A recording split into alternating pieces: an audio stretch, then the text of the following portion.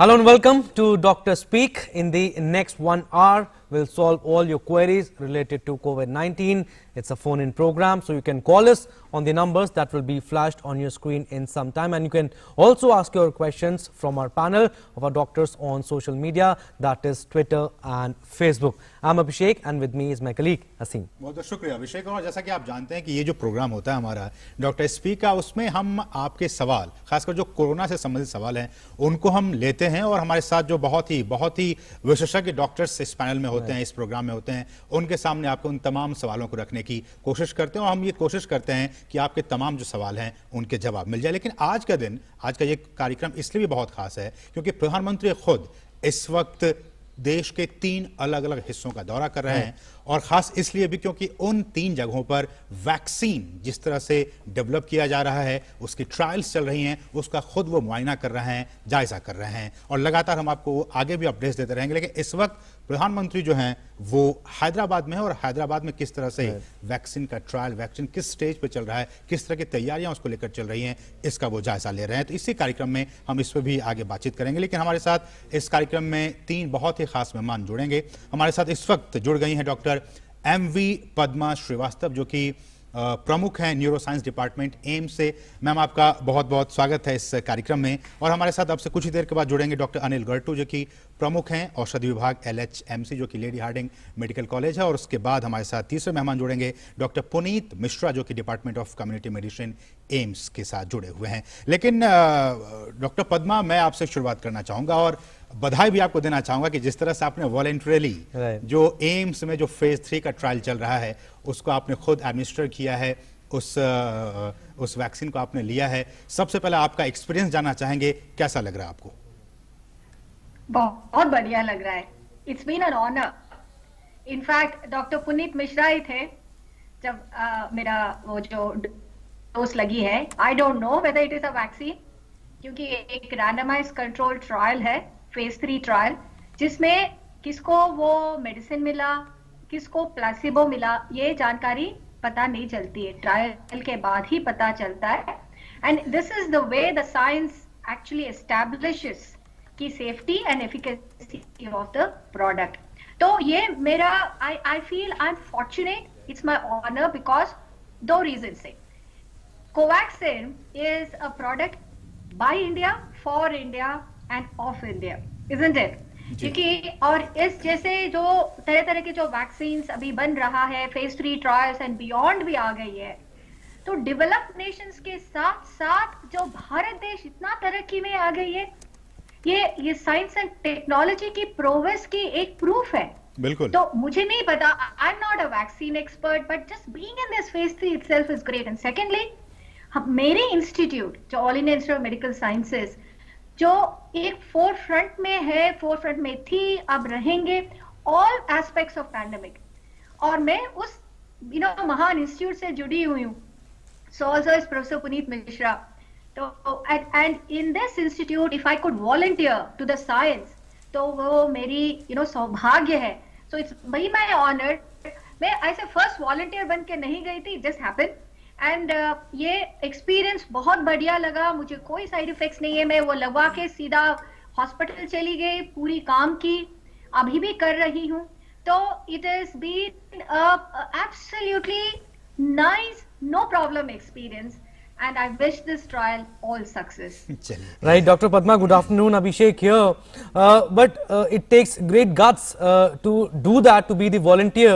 But tell us, elaborate more, how was the experience when the vaccine was inoculated first? And also, I mean, what prompted you to be the volunteer? So, the second question first, so the why I was prompted, no one prompted me. From मेरी innate desire थी कि I contribute to science, and this is as I said before, कि one, because Covaxin is my country's product, this is my institute, wanted to contribute to science. The second is experience, जो कहते हैं कि कितना well oiled machinery थी, and वो full credit it goes to the department of जो PSM, जिसके साथ अभी आपसे जुड़ेंगे professor Puneet Mishra. In fact he was there to to oversee कि वो इनोकुलेशन हुई मेरी। एंड तो ये Indian Council of Medical Research और इंस्टीट्यूट के अलावा और बहुत सारे सेंटर्स है जहां कोवैक्स की फेज 3 ट्रायल शुरू हुई है। तो जब मैं गई तो मुझे तुरंत बिठाया था, तो मेरी जो वाइटल्स होते हैं, जो वेट लिया है, हाइट लिया है, तो BMI कैलकुलेट हुआ और ब्लड सैंपल लिया जिसमें हमारी इम्यूनोलॉजिकल पैरामीटर्स वगैरह होता है, RT-PCR हुआ ताकि मेरी कोविड स्टेटस पता चले, देन डिटेल्ड हिस्ट्री लिया कि और कोई प्रॉब्लम्स तो नहीं है, एंड उम्र क्या है, and all those things, because these are absolutely essential ताकि फॉलो अप रहे। और उसके बाद ये कुछ then the information is transmitted to a central station, वहां पे रैंडमाइजेशन, मतलब किसी को पता नहीं कि मेरी जो नंबर जो मुझे एलोकेट होता है वो नंबर दवा की है या प्लेसिबो का है, वो नंबर थी ऑनलाइन में, एंड वो नंबर के अनुसार अपनी फ्रिज से वो दवाई लिया था, so that is allotted to me. तो फर्स्ट डोज मुझे लगा कितना एक्सपीरियंस है, कितना आसानी से ये सब कर दिया, तो मुझे तो कुछ दर्द भी नहीं लगा। After which they have given me that the document की जो भी मुझे लगे, कोई सोर थ्रोट हुआ, कोई खांसी हुआ, कोई बुखार हुआ, नोट करते जाए, एंड अकॉर्डिंग टू प्रोटोकॉल हर 7 दिन मुझे फोन करके वो पूछेंगे कि मैं ठीक हूं या नहीं, एंड वो जॉट डाउन करना है, एंड 28 डेज के बाद मुझे दूसरी शॉट भी लगेगी। तो this is the entire protocol and the entire thing was so smooth जी। I congratulate department of PSM for doing this so well, that has been my experience. लेकिन डॉक्टर पद्मा, क्योंकि बहुत से लोग हालांकि हेजिटेट करते हैं कि वो जाएं खुद से वॉलंटियर होके और इस चीज को लें, लेकिन बहुत से लोग चाहते हैं कि वो जाएं, लेकिन मैं आपसे ये जानना चाहूंगा कि जो लोग जाना चाह रहे हैं अपने मन मर्जी से और चाहते हैं कि वो डोज उन्हें लगे और उन पे ट्रायल हो, किस तरह से जो संस्थाएं चाहती हैं, तो मैम जो लोग चाहते हैं उनके लिए, उनकी जानकारी के लिए अगर मैं आपसे जानना चाहूं कि प्रोटोकॉल्स क्या होते हैं, कि अगर कोई वॉलंटरली जाना चाहता है और उस ट्रायल में शामिल होना चाहता है तो इसके लिए प्रोटोकॉल्स क्या कुछ कहते हैं? तो प्रोटोकॉल शायद अभी आपको प्रोफेसर पुनीत मिश्रा और विस्तार से आपको बता देंगे, क्योंकि वो प्रोटोकॉल हमारे डिपार्टमेंट ऑफ PSM एम्स में है जी। तो कैसे ऑनलाइन ज्वाइन करना है और किस तरह से वो लेते हैं, obviously first come first service होगा जी। इसी कि अगर हमारे पास 1000 ये जो शॉट्स होते हैं, अगर 3000 लेना चाहते हैं तो ऑब्वियसली वो फर्स्ट कम फर्स्ट सर्विस में है। लाइक फेज 2 ट्रायल में कुछ बहुत ही एक नैरो जो स्पेक्ट्रम होते हैं, जैसे इस उम्र से ज्यादा नहीं, डायबिटिक्स नहीं, ब्लड प्रेशर वाले नहीं, कोमॉर्बिड वाले नहीं, ऐसे जो रिस्ट्रिक्शंस इस ट्रायल में नहीं, बिकॉज फेज 3 इज मोर की सारा तरह के पेशेंट्स ले, डायबिटीज को भी ले, एल्डरली को भी ले, नॉर्मल पीपल को भी ले, ताकि उनमें कैसे, that is a real world experience. तो फेज 3 में सारे आ जाएंगे, पर I think the exact way to online कैसे रजिस्टर करना है प्रोफेसर पुनीत मिश्रा बिल्कुल देंगे। आई थिंक वो ऑनलाइन की कैसे, वो लिंक भी आपको बता देंगे। You need to register for the trial, एंड आप जितना जल्दी करें उतना अच्छा है, because it is obviously first come first service basis में होता है। बिल्कुल लेकिन मैम ये भी, चूंकि हमारे दर्शक जो इस कार्यक्रम को देख रहे होंगे, क्योंकि हम लगातार खबरों में कहते हैं कि अमेरिका की कुछ कंपनियां, ब्रिटेन की कुछ कंपनियां, रूस की कंपनियां लगातार जो वैक्सीन है उसके बनाने की दिशा में लगातार आगे बढ़ रही है। भारत में भी लगातार बहुत सारी कंपनियां जो हैं वो इसको बनाने में लग रही हैं। आप अगर हमारे दर्शकों को बता सकें अपने अनुभव से कि किस तरह से भारतीय कंपनियां या फिर विदेशी कंपनियां, कौन इस रेस में इस वक्त आगे चल रहा है, किसकी दवा, किसकी वैक्सीन सबसे पहले पहुंचने वाली है मार्केट में? आई थिंक वो तो आपको भी पता है सर कि वो जो I think Pfizer would be the first one, because वो बहुत आगे चल चुके हैं। I think in the December 2nd week itself they are trying to launch it, वो जो अप्रूवल के साथ। नाउ फाइजर और Moderna are the mRNA vaccines. So mRNA vaccines का 2 इश्यूज है। एक, हमें ज्यादा एक्सपीरियंस है ना mRNA वैक्सीन्स में, बिकॉज वो जेनेटिक मटेरियल है। सो दूसरी चीज है कि वो जो कोल्ड चेन, जो storage and obviously the transport, तो वो किस तरह सारा दुनिया में कैसे वो अपना सकते हैं is a suspect, it's a huge challenge even for a developed world. The second is the जो इस तरफ Sputnik and the Chinese vaccines, उसका डाटा जो है अभी पब्लिश ज्यादा हुई नहीं जितना मेरी जानकारी होती है. And as scientist we are also a little bit you know we need to see the data. जो visual belief would be a better thing to do. But however, I'm sure they must be having it. अभी वो publish नहीं हुआ. Oxford जो AstraZeneca का है, जो Serum Institute हमारा कर रहे हैं, तो that is running a parallel program उस तरफ UK and also India में. And I think that is a way for that is one thing which is very close with Covaxin जो biotech जो हमारा Indian पूरी तरह Indian वाला है. एंड जो स्पुतनिक जो रशियन वाला है. तो आई थिंक वो आपको जानकारी है कि ये तीनों I think are head to head right now in India. But Pfizer Moderna का mRNA जो दुनिया में हो सकता है पहले आ जाए, पर आई थिंक भारत देश में तो हमारा ये तीनों में शायद आ जाएंगे. But Dr. Padma, I'm more curious to know about your elaborated experience.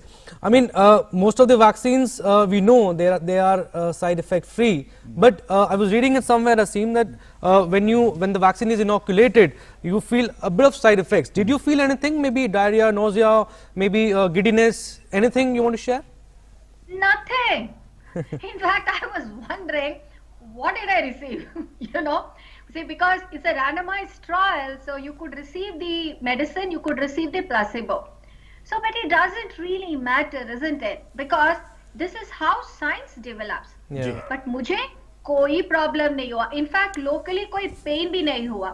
बाकी volunteers को भी लगी थी मेरे साथ, तो उनको कुछ लोगों में local थोड़ा सा, you know, वो जो दर्द हुई थी, जो usual flu vax, you know, जो normal flu vaccines में भी होती है, और वो ठीक हो गया. किसी को कोई टैबलेट लेने की जरूरत नहीं पड़ा. एक वॉलंटियर को माइल्ड से थोड़ा सा फीवर और सोर थ्रोट आया था, वो भी सेटल हो गया. तो I think it differs side effects as such. But जानकारी में हमें ये भी मिला कि साइड इफेक्ट्स ज्यादा तक कुछ खास आई नहीं फेज 2 में.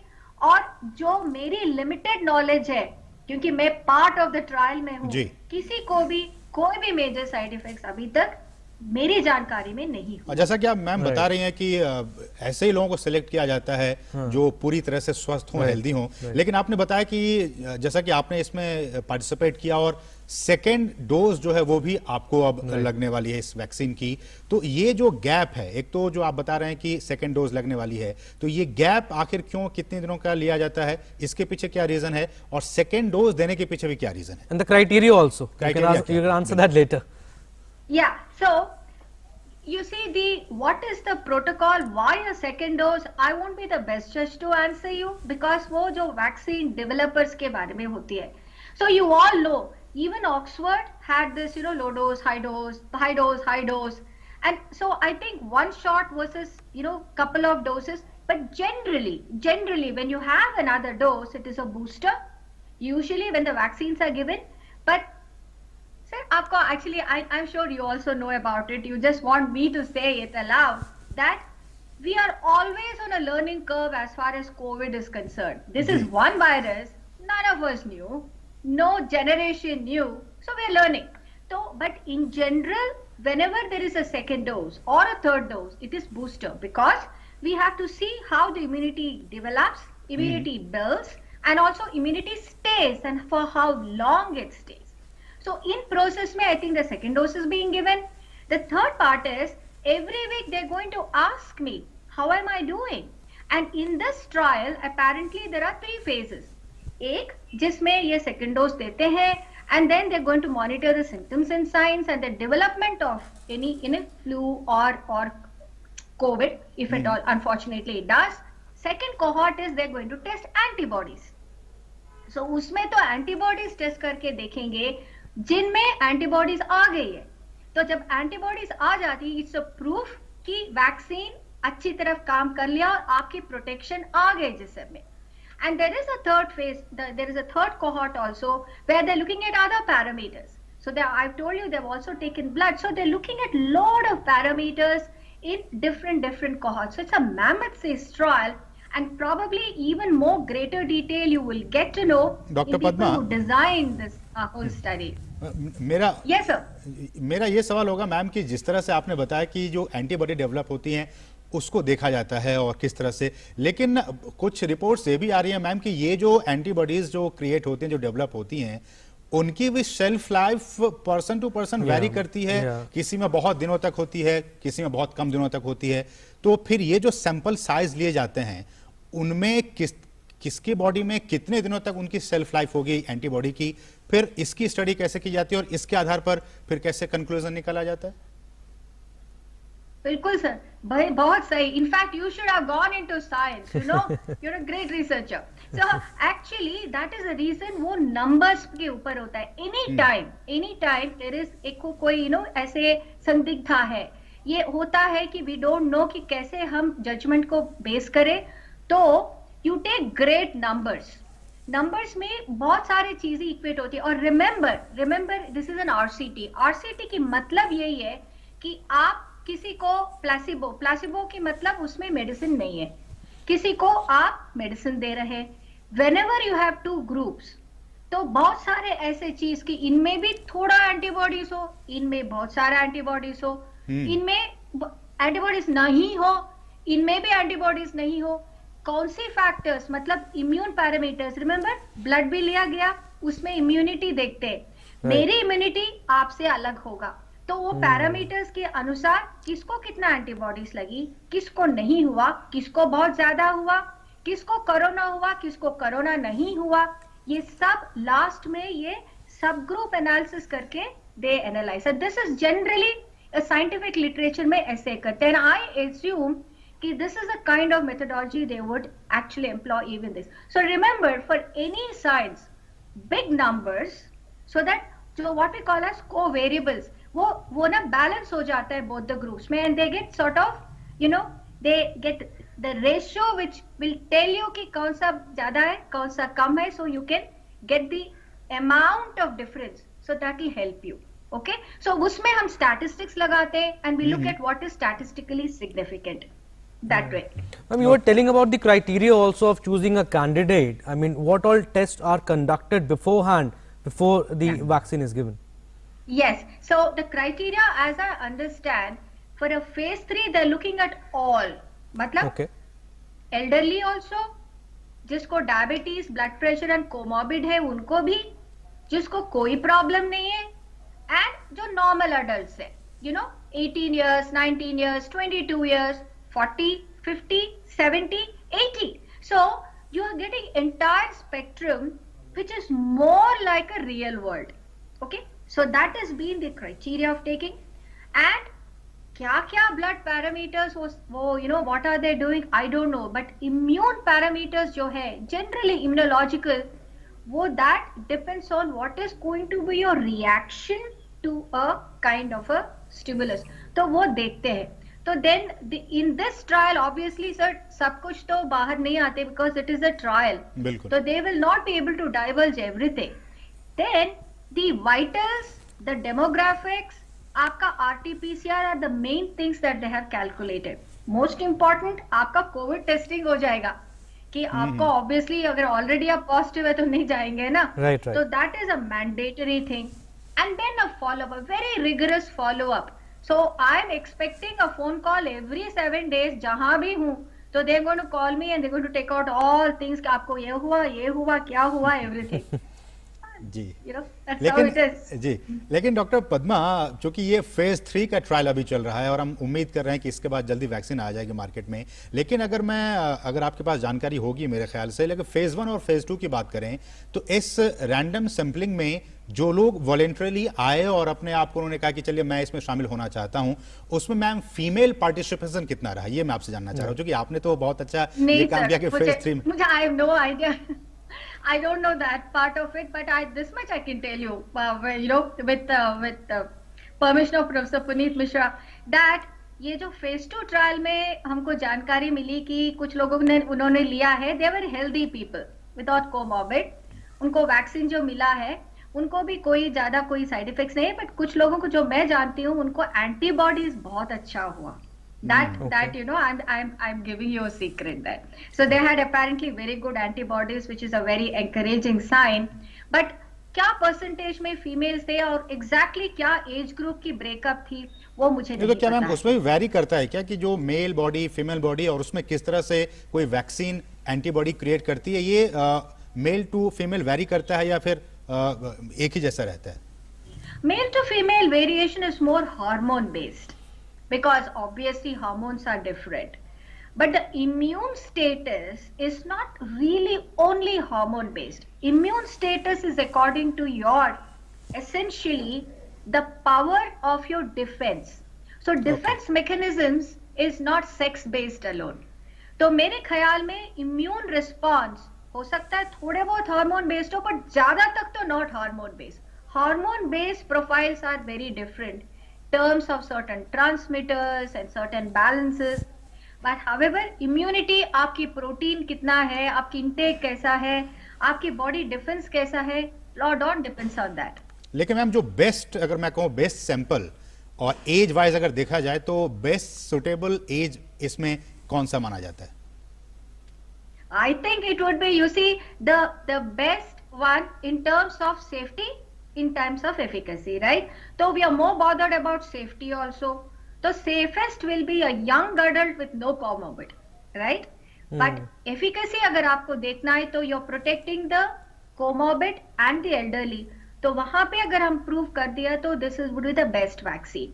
Safety will be best in a young person with no comorbidity, and that is true across whatever vaccine, whatever be the disease. Right, ma'am, you have certainly set an example. Dr. Puneet Kumar Mishra has also joined us, who is Department of Community Medicine, AIIMS. Welcome, Dr. Puneet. Dr. Puneet, we were discussing about the vaccine, the trials that were conducted, and Dr. Padma, she was the volunteer. We had a big discussion with her. You also tell us, I mean, what is the criteria that is followed, I mean, how the volunteers are chosen, and what is the elaborated criteria that is followed beforehand? Yeah, as Dr. Padma, she was telling about the different phases, and she got vaccine during phase 3 trial. Yeah, it In seems fact, we are not getting doctor Dr. Mishra की Puneet's आवाज हम तक नहीं पहुंच audio. पा रही है. Yeah, Hello, can you hear me now? we'll try to connect with him again, but Dr. Mishra Padma is आपकी with आवाज us. नहीं पहुंच Yeah. पा रही है हम तक. Acha, let me connect again. I think there is some issue. With, But Dr. Padma, will come back to you again. I mean, what do you want to tell people? I mean, you have actually set an example. What do you want to tell people who are actually scared of being the volunteer? What do you want to tell them? A lot of viewers are watching you.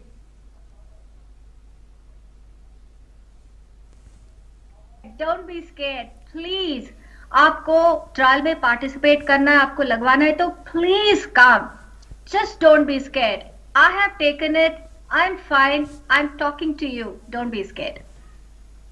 Okay, लेकिन ma'am ये भी एक मेरा सवाल होगा कि जिस तरह से अभी एक जो रिसर्च ये हो रहा है कि जिस तरह से mRNA की बात हो रही है और mRNA के जरिए ही इस तरह के वैक्सीन को अभी डेवलप किया जा रहा है, इसके पीछे क्या वजह है? खासकर अगर मैं इंटरनेशनल लेवल पे भी बात करूं और नेशनल लेवल पे बात करूं, mRNA को सिलेक्ट करने के पीछे अहम वजह आप क्या मानती हैं?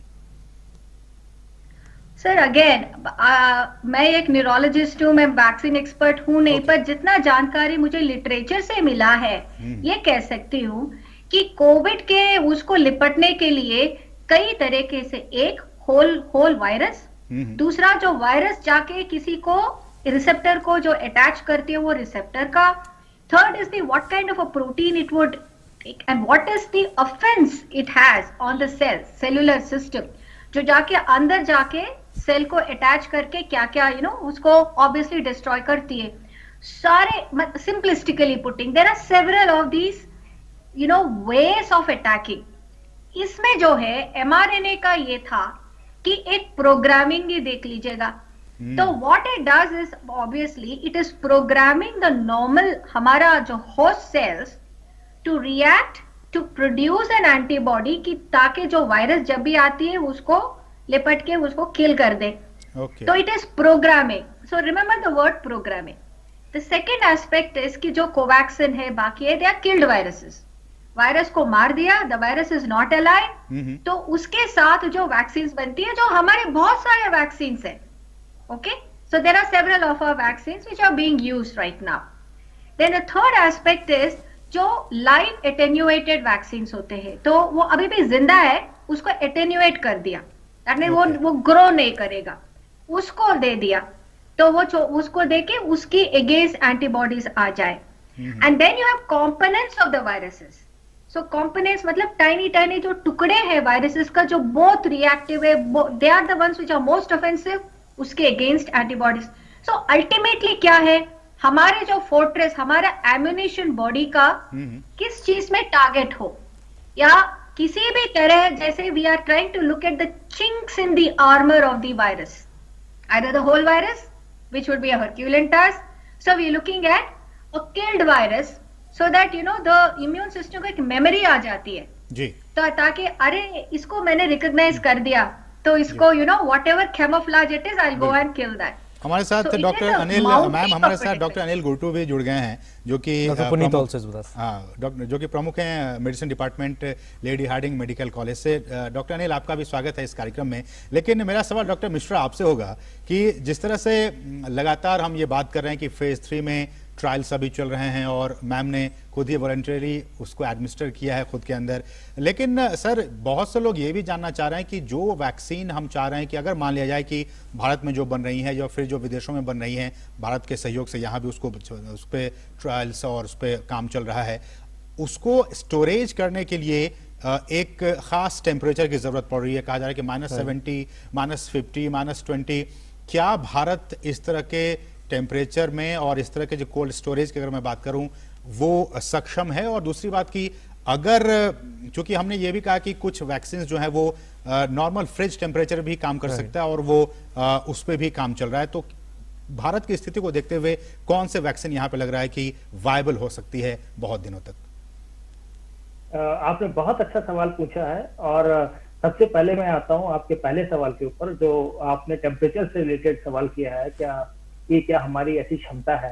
देखिए, कुछ वैक्सीन है जिनको बहुत ही ज्यादा ठंडे तापमान में रखने की जरूरत पड़ेगी, खास करके फाइजर की वैक्सीन है, मॉडर्ना है, लेकिन ऐसा नहीं है कि सारी वैक्सीन को -70 डिग्री की टेम्परेचर की जरूरत पड़ेगी। जो अधिकांश वैक्सीन है वो -20 से लेके 1 डिग्री सेंटीग्रेड के बीच में कहीं ना कहीं वैरी करेगा, और सबसे आइडियल वैक्सीन हमारे लिए वो होगी जो 2 to 8 डिग्री सेंटीग्रेड में हम रख सकें। जहां तक भंडारण की बात है, देखिए, भारत विश्व में सबसे ज्यादा वैक्सीन लगाने वाला देश है, क्योंकि हमारे यहाँ हर साल आप देखिए लाखों करोड़ों बच्चों को हम वैक्सीन लगाते हैं, और भारत के दूर दराज के इलाकों में भी वैक्सीन लगाई जाती है। सारे बच्चों को, चाहे वो कहीं भी भारत में रह रहे हैं, सारे लोगों को हर साल हम करोड़ों की तादाद में वैक्सीन देते हैं। तो एक हमारा जो वो वाला नेटवर्क बना हुआ है वैक्सीन का लगाने का, उनको डिस्ट्रीब्यूट करने का और उनको रखने का, वो अपनी जगह प्लेस में है। सारी जगह प्राथमिक स्वास्थ्य केंद्र या जो कम्युनिटी हेल्थ सेंटर्स हैं, सामुदायिक स्वास्थ्य केंद्र हैं, वहां के स्तर पर -20 डिग्री सेंटीग्रेड तक की फैसिलिटीज उपलब्ध हैं। जहां तक ये संभावना आ रही है कि जो भारत का अपना टीका बनेगा, ये हमें ऐसा उम्मीद है कि कोवैक्सीन को हम 2 से 8 डिग्री सेंटीग्रेड के टेम्परेचर पे शायद रख पाएंगे, और वो कहीं भी दिक्कत नहीं होगी, क्योंकि वो सामान्यतः फ्रिज का जो तापमान रहता है वो यही नॉर्मल फ्रिज का तापमान रहता है। लेकिन अगर -20 डिग्री सेंटीग्रेड तक भी रखने की नौबत आती है, तो हमारे पास अधिकतर प्राथमिक स्वास्थ्य केंद्र में और सामुदायिक स्वास्थ्य केंद्र में ये सुविधा उपलब्ध है। फाइजर की वैक्सीन के लिए मैंने कहा जरूर -70 डिग्री सेंटीग्रेड की सुविधा, भारत तो छोड़िए, अभी अगर आप अमेरिका की बात करें तो उनके पास भी पूरे देश में शायद -70 की सुविधा उतने आराम से उपलब्ध नहीं है, क्योंकि ये एक नया प्रोडक्ट है और इतने टेम्परेचर पर यूजली वैक्सीन को रखने की जरूरत नहीं पड़ती है। इसमें जो रिसर्च में यूजली हम करते हैं, उस चीज में इतने कम टेम्परेचर की आवश्यकता पड़ती है। जी, हमारे साथ डॉक्टर अनिल जी भी जुड़े हुए हैं। अभिषेक, आप पूछिए। Yeah, we are flooded with questions on social media also, and one of the questions is, Dr. Anil, Mr. Anil Basant is asking that is there a difference between the immune system of male and female, because he's saying that we have seen less female deaths by coronavirus. He's asking why is this so? In terms of vaccination response, there is no difference as far as we understand today. Death rates में फर्क है जी, वो क्यों है ये अभी हमें पता नहीं है पूरी तरह, लेकिन ब्रॉडली देखा जाए तो ऐसा कोई इम्यून रिस्पांस में इतना सिग्निफिकेंट फर्क नहीं है कि वैक्सीनेशन से रिस्पांस में कोई ज्यादा फर्क पड़ेगा मेल्स फीमेल्स औरतों और मर्दों में। लगभग उतना ही रिस्पांस आने की संभावना है। जी। और सर डॉक्टर अनिल ये भी आपसे जानना चाहेंगे कि क्या ये जो वैक्सीन है और जब ये वैक्सीन पूरी तरह से मार्केट में आ जाएगी तो ये सारे एज ग्रुप के लिए, चाहे वो मेल हो फीमेल हो बच्चे हो जवान हो बूढ़े हो, सबके लिए एक ही जैसा ये काम करेगी वैक्सीन, या फिर उनमें भी कुछ डिफरेंशिएशन देखा जा सकता है? देखा जा सकता है और ये अभी पूरी तरह नहीं पता है, इसका अभी रिसर्च इस पे भी चलेगी। अलग एज ग्रुप जो बहुत छोटे हैं या उनमें कितना रिस्पांस आएगा ये अभी नहीं पूरी तरह पता है, और जब ये पता लग जाएगा तो उसके बाद ये साफ हो जाएगी बात। वैसे जो आम रेंज है हमारी 18 से 65 तक, उसमें तो पूरी तरह एक ही टाइप का रिस्पांस अभी तक लग रहा है, प्रोटेक्शन अच्छा है। And right, Dr. Padma, we are getting this question on social media that should India give emergency approval for the COVID-19 vaccine? Well, so this is already being debated in the DCGI. And but one thing, you see, the evidence is going to come now. So, you know, you don't have to really, we are almost in the last stage. So, moment it happens, they will give approval.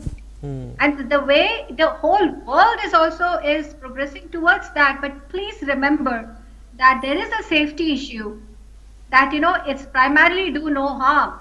That is the most important thing in medicine. So I think if that is answered, you will get emergency approval. Yeah. जी। लेकिन doctor Anil, मेरा सवाल आपसे ये होगा कि जो first generation की vaccine आएगी मार्केट में, क्या वो इन्फेक्शन को प्रिवेंट करने के लिए होगी, या फिर आपको लगता है कि जो सिम्टम्स दिखते हैं उसको वो और कम कर दे बजाय कि उसको प्रिवेंशन करे इस कोरोना से? वैक्सीन का मेन पर्पस तो प्रिवेंशन होता है, यानी बीमारी न हो। अब बीमारी होना न होना का भी एक पूरा स्पेक्ट्रम है। कुछ में बिल्कुल ही नहीं होएगी, कुछ में होएगी तो बहुत हल्की होएगी, और कुछ में होएगी बहुत हल्की होएगी और वो सीवियर यानी जानलेवा नहीं बनेगी। तो ये पूरा एक तरह का स्पेक्ट्रम आएगा, एक इंद्रधनुष, जिसके अंदर बिल्कुल नहीं, बहुत हल्की और जानलेवा बिल्कुल नहीं। तो ये सब प्रिवेंशन के दायरे में आएगा, यानी बचाव के दायरे में आएगा। वैक्सीन और इलाज के बीच में यही फर्क है कि इलाज मरीज को ठीक करता है, जिसमें वायरस आ गया वायरस को मारता है। वैक्सीन जो एक बिल्कुल नॉर्मल हेल्दी आदमी है उसको बचाता है वायरस से, बीमारी संक्रमण लगने से। तो ये वैक्सीन से अगर लगने के बाद कुछ लोगों को होएगी भी तो जानलेवा नहीं होएगी, बहुत हल्की होएगी, और ये अभी देखना बाकी है। ये जो आगे अब रियल टाइम ट्रायल्स होंगी एक्चुअल लोगों में, कम्युनिटी में, तब ये ज्यादा पता लगेगा आगे जाके। लेकिन डॉक्टर अनिल, अगर सवाल ये भी आ रहा है कि अगर ये वैक्सीन किसी को लग गई और क्या लगने के बाद भी कुछ एक सर्टेन पीरियड के बाद क्या ये संभावना है कि वो फिर से वो व्यक्ति री इन्फेक्ट हो सकता है इस वायरस से? अगर हम क्लासिकली देखें तो जिस पीरियड तक वैक्सीन इफेक्टिव है ये अभी पूरी तरह नहीं पता है, 9 महीने, 1 साल, 2 साल, उस दौरान अगर दोबारा वायरस मुझसे लगता है तो संक्रमण की संभावना बहुत बहुत कम है, और अगर लगता भी है तो इतनी हल्की होएगी कि वो कोई खतरा नहीं बनेगी मेरे लिए। तो वैक्सीन इफेक्टिव तो 94% है, 90% है, 94% है जो एफिकेसी है, और इफेक्टिवनेस यानी रियल वर्ल्ड में जो असली दुनिया है उसमें कितना प्रभावशाली है ये, तो लगभग ये 90 से ऊपर आ रहा है अभी तक जो देखा गया है। तो ये कितने दिन तक रहेगी, 1 साल, 2 साल, 3 साल, 9 महीने, ये अभी देखना बाकी है। लेकिन जितने दिन तक रहेगी, 1 साल, 2 साल, उतने दिन ये अच्छी रहेगी और बचाव करेगी हमें, इसकी कोई दो राय नहीं है। And Dr. Puneet, also we have seen, like Asim was also asking, we have seen cases of reinfection. There were like 35 cases in Bengaluru noted yesterday, and also the cases have been increasing continuously in the national capital, Delhi. But you know the ground situation better. Are we going at the right track, and what is the ground situation? Good thing that the recovery rate is rising continuously? Yes, if you see, for India, the recovery rate is very good, and we are able to keep our mortality rate very low. The thing is, if infection is there, it's widespread, and people they are getting infected. So what we want? We want that we can reduce the mortality, and that is our motto. And if you compare the mortality in our country as compared to Western countries or Europe, mortality is really low, and the recovery rate is quite high. So it means if people they are getting infected with this virus, there are very high chances that they will recover, and most of them they are recovering well. So that is a good news. As long as you are asking about the reinfection, yes, there is evidence that reinfection can occur, but I don't think it is that much widely prevalent. Although there are evidences, we have now scientific data which suggests that reinfection can occur, and that also poses a question about the use of vaccines and how often would we require second dose, or whether vaccine would be effective for 1 year, 6 months, 2 years, lifelong. So there are many questions which we need to answer, and we are seeking the answer of these questions. Research is going on. But yes, evidence of reinfection is there, though it's not that much common, but yes, it is there. जी, लेकिन doctor Padma, हमें ये सूचना दी जा रही है कि शायद आपको कहीं जाना है, और लेकिन मैं आपसे एक छोटा सा सवाल पूछना चाहूँगा, उसके बाद आप जा सकते हैं इस कार्यक्रम से। मैम, ये कि जिस तरह से अगर मैं दिल्ली की बात करूँ, दिल्ली में लगातार मामले अभी बढ़ रहे हैं, पोल्यूशन भी एक बहुत बड़ा फैक्टर है, लेकिन जो लोग दिल्ली के व्यूअर्स हैं वो ये जानने की कोशिश कर रहे होंगे कि क्या पोल्यूशन भी एक मेजर फैक्टर है इस मोर्टेलिटी में? सर बिल्कुल सही है। इनफैक्ट बहुत सारा एविडेंस अभी आ रहा है, pollution is a very big factor. In fact वो जो फिजिकली भी उन्होंने देखा कि जो पोल्यूटेंट पार्टिकल्स जो होता है 2.5, the PM, the sizes, and the viruses, the actual viral load onto these particles, they sort of make it stay in the atmosphere. तो वो जो इन्फेक्टिविटी की जो चांस है, जो हमारा जो एक्सपोजर की चांस है, बढ़ रहा है। एंड ये एक्चुअली एविडेंस है, और अभी की बात मैं नहीं कर रही हूँ। लंदन में there were parts of London जिसमें पोल्यूशन ज्यादा था, so they correlated with the particulate matter and mortality, the deaths. तो पहले वाले पीक में ना, तो उन्होंने देखा है कि जिस एरिया में पोल्यूशन ज्यादा है वहां ज्यादा डेथ्स है, ज्यादा इन्फेक्शन है, and this has been seen in other parts of the world. और वो हम यहाँ भी, so it is not a rocket science, it is easy to imagine. तो there is a definitive correlation sir. So इसमें पूरी तरह सिविक सेंस हमारा सबका रोल होगा कि उसको कम करें, definitely. Right, rightly put forward by you, Dr. Padma. Thank you so much for your precious time. Thank you. चलिए, हमारे साथ लेकिन दो बहुत ही खास मेहमान जुड़े हुए हैं। हमारे साथ डॉक्टर अनिल गुर्टू हैं, वो भी जुड़े हुए हैं, और डॉक्टर पुनीत कुमार मिश्रा वो भी जुड़े हुए हैं। लेकिन डॉक्टर अनिल, कुछ रिपोर्ट्स कुछ दिनों पहले मैं ये अखबारों में ये बातें पढ़ी थी कि ऐसे देश, अभिषेक, जहाँ पे जो हाइजीनिक का लेवल है वो बहुत ही कम है, वहाँ पे जो फर्टिलिटी मोर्टेलिटी रेट है वो बहुत कम है बनिस्बत उन देशों के जो बहुत ज़्यादा अपने आप को हाइजीन रखते हैं, बहुत साफ सुथरा रखते हैं। तो डॉक्टर अनिल, मेरा सवाल आपसे यही होगा कि क्या ये बात सही है कि जिन देशों में जो हाइजीन का लेवल है, सोशल लेवल, वो बहुत उतना अच्छा नहीं है, वहाँ पे जो फर्टिलिटी रेट है वो बहुत कम देखा गया है बजाय कि यूरोप के और अमेरिका के? ये एक संभावना है, अभी तक पूरी तरह स्थापित नहीं कर पाए हैं, इसकी पुष्टि नहीं कर पाए हैं कि जैसे अफ्रीका है और एशियन रीजन है, अफ्रीकन रीजन है, जहां पर कि आमतौर पे बीमारियां और एलर्जीज और आम बीमारियां बचपने में ही सबको लग जाती हैं, हाइजीन से नहीं। मतलब जैसे कि वैक्सीनेशन कम हुआ अगर, या बचपने में ही बहुत सारे वायरसेस, कोरोना के ही 4 और वायरसेस हैं जो बहुत पुराने लंबे अरसे से हमें घूम रहे हैं और छींक, खांसी, जुकाम वाला बुखार करते रहते हैं बचपने में। ये भी कोरोना वायरस हैं, 4 हैं ऐसे। जो कि काफी पुराने हैं, 60 दशक से।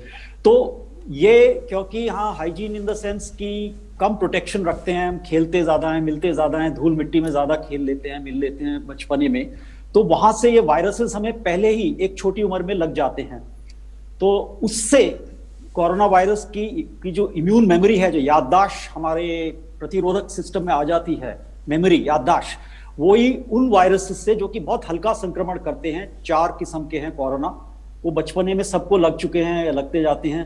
तो जब तक हम बड़े होते हैं वो याददाश्त हमारे प्रतिरोधक इम्यून सिस्टम के अंदर समा जाती है, और जब ये दोबारा ये जो नया संक्रमण लेकर जो वायरस आया है कोविड-2, कोरोना वायरस COV-2, ये जब आता है तो वही याददाश्त कुछ हद तक हमें शायद बचा रही है। ये अभी पूरी तरह से इसकी पुष्टि नहीं हुई है, लेकिन एक तरह का ये एक तरह की थ्योरी, एक तरह का हाइपोथेसिस है जो कि रखा गया है। No, but is it related to somewhere herd immunity that you're trying to say? No. It has nothing to do with herd immunity. Okay. It has to do with a background scatter prevalence of immunity developed from the 4 other strains of coronaviruses, which have been circulating in our community for past 2-3 decades. They've been around a while. So, because as a child, I go out and play in mud and on streets, I mix freely with children, not too much of segregation and sanitization. So it's likely that I have already been exposed to those 4 coronaviruses in my childhood, because the sanitization standards are not as compartmentalized, as strict here. And that's probably acting for some good to me. And those viruses, 4 other coronaviruses that have imparted into my immune system a memory, and that memory has been implanted and persists today, and that probably that memory is reactivated again once it confronts this new corona SARS-CoV-2 virus, and to some extent it may be protecting me against this as well. This is a theory, it's a hypothesis, not yet proved conclusively. It's one of the speculation why in the Afro-Asian region the death rates are rather so low compared to the Euro-American region. And also, Aseem, there have been cases where people are getting affected in the sense that they are getting common cold and cough, but they are not, especially elders, they are not going for the test. Dr. Anil, I mean, what do you want to tell these people, especially elders? They have common cough and cold, thinking that we have been getting this, we get this every year. They might get confused this with seasonal flu also. What do you want to tell them? Should they go for the test urgently if they are comorbid? Yes, so the current season sees an overlap of 4 or 5 different factors which give rise to more or less the same presentation: fever, cough, and cold and body aches. These could be allergies, which are active right now. This could be pollution-related inflammatory stress, which is active right now. This could be several common cold viruses, which includes 4 older coronaviruses also, and other common cold-causing viruses. And this also is the time when influenza virus, H1N1 and other influenza viruses, which are different, are also active, along with the dreaded coronavirus. So all these 5-6 factors overlap, and they give rise to more or less the same spectrum of symptoms: fever, low grade, cough, running nose, blocked nose, pain throat, fatigue, and body aches and pains. It comes suddenly.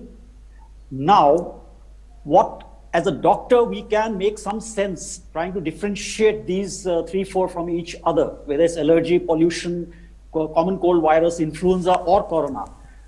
However, as if I were to be a general public person who's not a doctor, I would not risk in deciding and judging on my own terms and coming to the conclusion this, okay, after all, this fever and this thing, cough is the usual fever and cough I've been getting every winter for the last 10-20 years, so might as well rest at home. Today, such a conclusion, such a judgment by a common person who's not a doctor could prove disastrous. So today my advice would be, if you get fever, cough, fever, pain in throat, fever, blocked nose, pain in throat, with lot of body aches, pains, fever, diarrhea, or loss of smell or taste, you get any of these with fever, Do not assume it is the usual common cold. Yeah. It might be, but do not assume. Go out, get yourself tested. The test is the most important strategy to save myself and to save others in my family and to save my community in which I live. Test. But Dr. Anil, some people would say that there is no treatment. There is no treatment as such. They'll give you multivitamins and vitamin D and vitamin C. Then there is no point. No, I mean, even if you get tested, even if you are turned positive, then also the treatment will be the same. And if they don't go for test and they think that they are COVID positive, they are isolating themselves and they are wearing masks and following all government protocols. I mean, it's almost the same. But the stigma that is attached, that the society will accept them or not, that is the biggest reason that they don't want formally the corona positive attached to their name. बिल्कुल. As far as stigma goes, today the stigma has weakened under the impact of the circumstance. Practically every world leader, everyone of any importance today has already has been afflicted with corona and has recovered. And that's before us in the media all over the world. So when the top leadership, the most celebrated figures, everyone who's of someone has already got it all over the world. So to that extent, under the impact of that practical perception, the stigma has definitely weakened. If they can, I can, so can he. So what's the big issue when everyone is getting it all around? So stigmatization has come down for good for some time, for this thing. The other is sitting out at home. Now, it is important to remember that today, testing is treatment. If I get myself tested, it's not for me alone. It's those other 10, 25 people who have been exposed. लगातार ये बात सरकार भी कहती रहती है, अगर आप में किसी भी तरह का इस तरह कोई लक्षण हो तो आप जाइए कम से कम टेस्ट कराइए. टेस्ट कराने से एक तो ये होगा कि पता चल जाएगा कि आप इन्फेक्टेड हैं कि नहीं. अगर आप इन्फेक्टेड हैं तो आप अपने आप को आइसोलेट कर लीजिएगा और बाकी को इन्फेक्ट नहीं कीजिएगा. ये बहुत अहम बातें आप करें. लेकिन डॉक्टर पुनीत मिश्रा, चूंकि आप जो इस वक्त फेज 3 की ट्रायल चल रही है वैक्सीन की, उसके साथ आप लगातार जुड़े हुए हैं. सर, मेरा सवाल यही होगा कि जो लोग इसमें पार्टिसिपेट कर रहे हैं वॉलंटरीली, उनको कैसे वो जो सैंपल साइज आप लोग लेते हैं या फिर जो इसमें लोग इन्वॉल्व हैं वो लेते हैं, क्या कुछ उनके प्रोटोकॉल्स होते हैं, क्या कुछ फॉलो करना चाहिए? और जो लोग ले लिए डोज, उसके बाद जब सेकेंड डोज लेते हैं तो इसके बीच में भी उन लोगों को किस किस तरह की चीजों को फॉलो करते रहना चाहिए? देखिए, जो ट्रायल के विभिन्न फेज होते हैं उसमें विभिन्न प्रकार के लोगों को हम इनरोल करते हैं.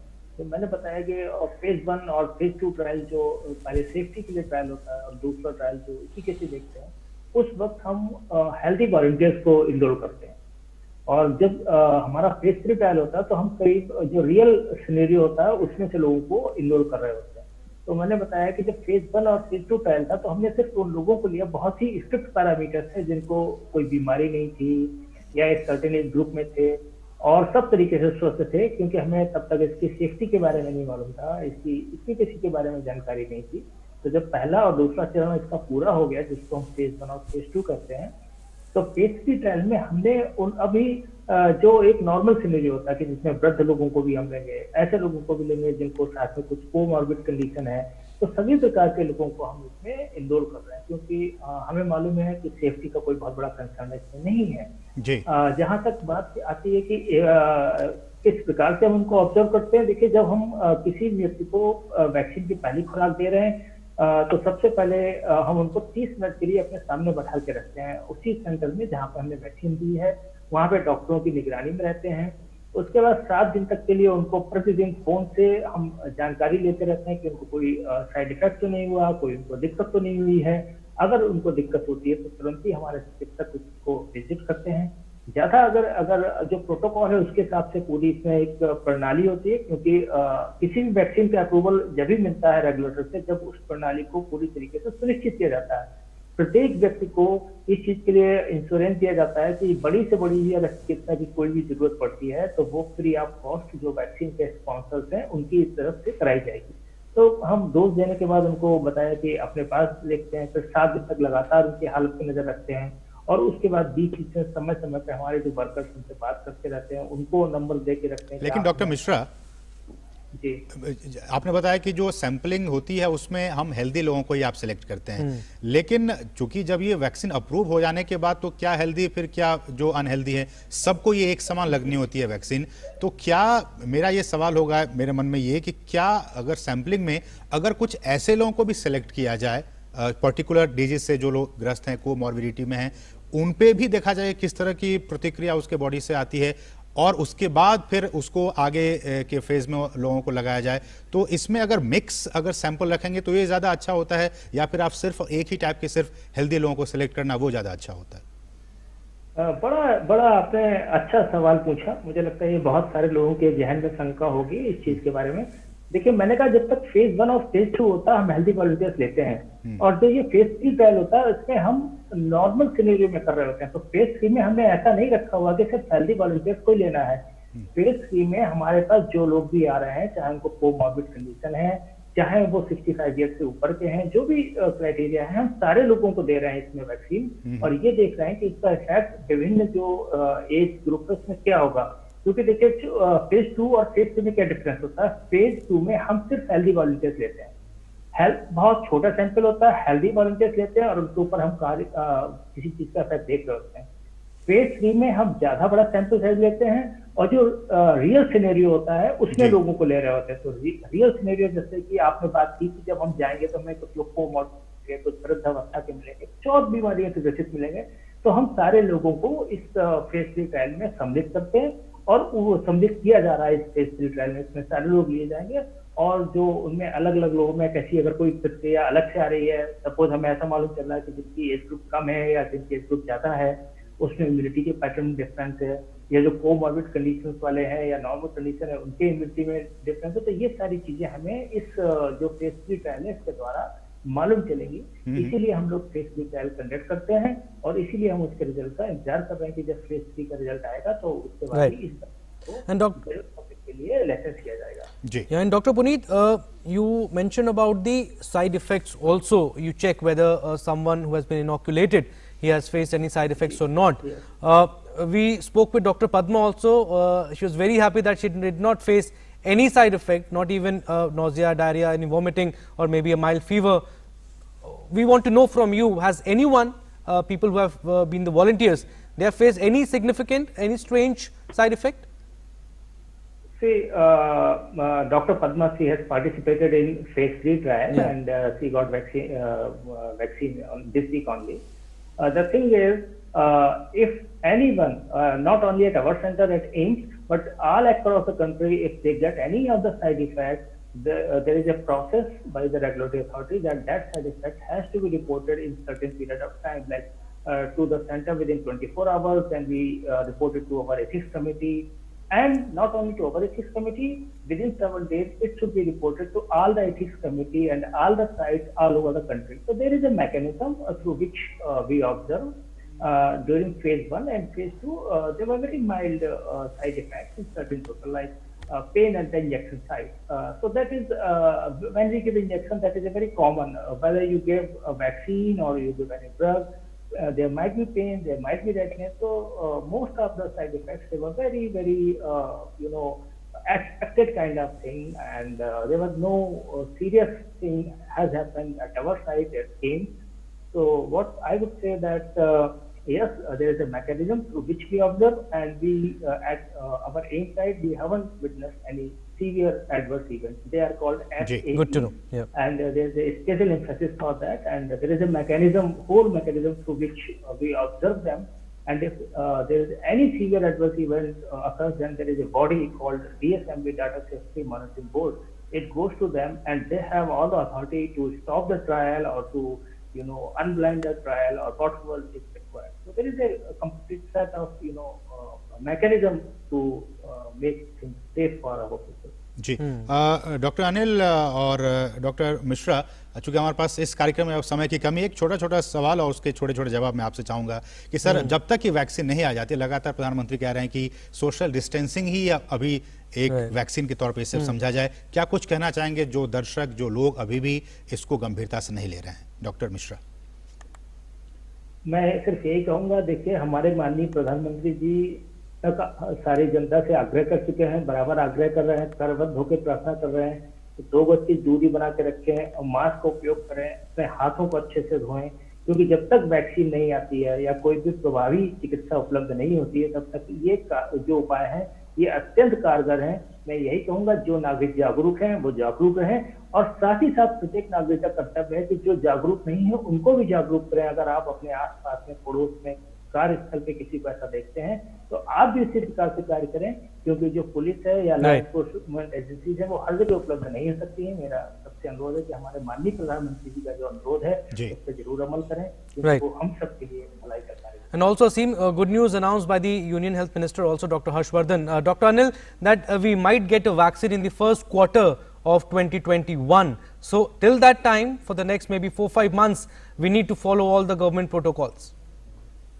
Yes, until then, as Dr. Mishra said, and even after we get vaccinated, we still need to follow the same 3 protocols, because having a vaccine is no guarantee that I might not again get infected or reinfected by some other mutant strain of the same virus.